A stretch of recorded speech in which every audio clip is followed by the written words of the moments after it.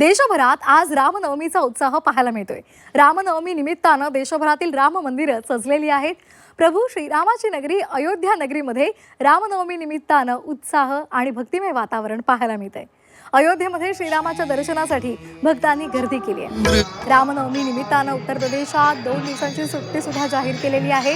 तर तिकडे शिर्डीमध्ये रामनवमीचा उत्सव त्याचा आज मुख्य दिवस आहे आणि त्या निमित्तानं लाखो भाविक शिर्डीमध्ये दाखल होत आहेत। याशिवाय अनेक पालख्या सुद्धा शिर्डीमध्ये दाखल झाल्यात। रामनवमी निमित्तानं आज साई मंदिर रात्रभर भाविकांच्या दर्शनासाठी खुलं राहणार आहे।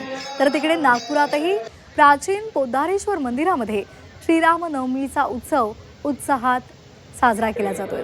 विशेष म्हणजे यंदा मंदिरामध्ये तब्बल 17,000 नारळांची आकर्षक आरास करण्यात आली आहे। पोद्दारेश्वर राम मंदिरातून ऐतिहासिक शोभायात्रा सुद्धा निघणार आहे। यंदा या शोभायात्रेचं 60वं वर्ष आहे।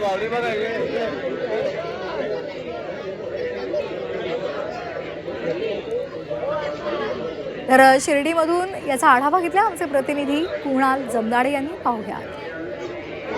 रामनवमी उत्सव मोठ्या भक्तिमय वातावरणामध्ये साजरा होतो आहे आणि मोठ्या संख्येनं साई भक्तांनी शिर्डीमध्ये गर्दी केलेली आहे।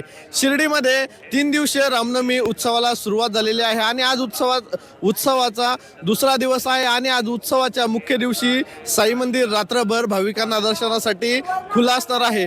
पारंपरिक पद्धतीनं राम जन्माचा देखील उत्सव साईनगरीमध्ये दुपारी साजरा होणार आहे। त्यानिमित्तानं मोठ्या संख्येनं साई भक्त साईनगरीमध्ये मांदियाळी करत आहेत आणि साईनामाचा जयघोष करून रामनवमी साईनगरीत साजरी करत आहेत। आपण आता आहोत शिर्डीमध्ये आणि शिर्डीतील ही दृश्य जर बघितली तर ही दृश्य आहेत रामनवमी निमित्त आलेल्या महिलांची।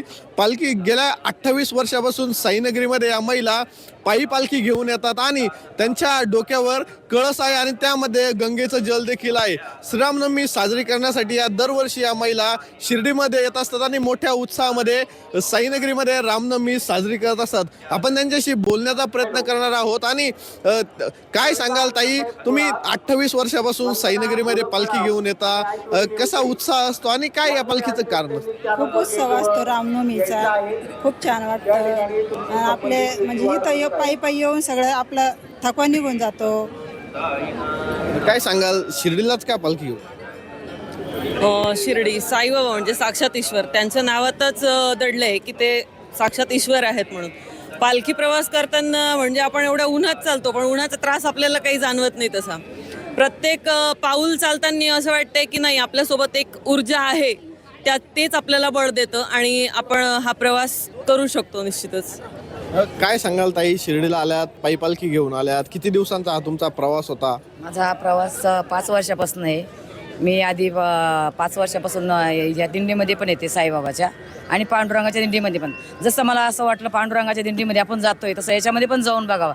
जसं तिकडलं उत्सव असतं तसं इथं पण तसंच वाटलंय मला आणि खूप छान वाटलंय मला इथं आल्यानंतर। काय सांगाल ताई, शिर्डीला आल्यात, साईबाबांचं दर्शन झालंय का? इथं आल्यावरती खूपच आनंद झालेला आहे आणि आम्हाला साईबाबा जोडतात। साईबाबा तर आमचे गुरुच आहेत, पण आम्हाला गुढीपाड्यापासून जास्त जोड लागते बाबाला भेटण्याची। बाबाला काही मागण्याची गरजच नाही आहे, कारण की बाबा न मागताच सगळं काही देतात। कारण की बाबाच्या म्हणण्यातच आहे की शिर्डीचे ज्याचे लागतील पाय टळतील त्याचे पाय सारे, त्याच्यामुळे काही मागण्याची गरजच नाही। बाबा इथं आल्याच्या नंतर आमचे सगळे दुःख दारिद्र्य सगळे दूर होऊन जातात आणि आम्हाला इथं येण्याची दरवर्षीच खूपच ओढ असते। ताई, तुम्ही ही पालखी किती तारखेला संभाजीनगरहून घेऊन निघता आणि कधी ही पालखी पोहोचते? आम्ही गुढीपाडव्याला निघतो, मागच्या गुरुवारी आम्ही निघालो होतो आणि आता परवाला आम्ही इथे मंगळवारी येऊन पोहोचलो। 1 दिवस आधी येतो। 8 दिवसांचा हा आमचा प्रवास असतो पूर्ण।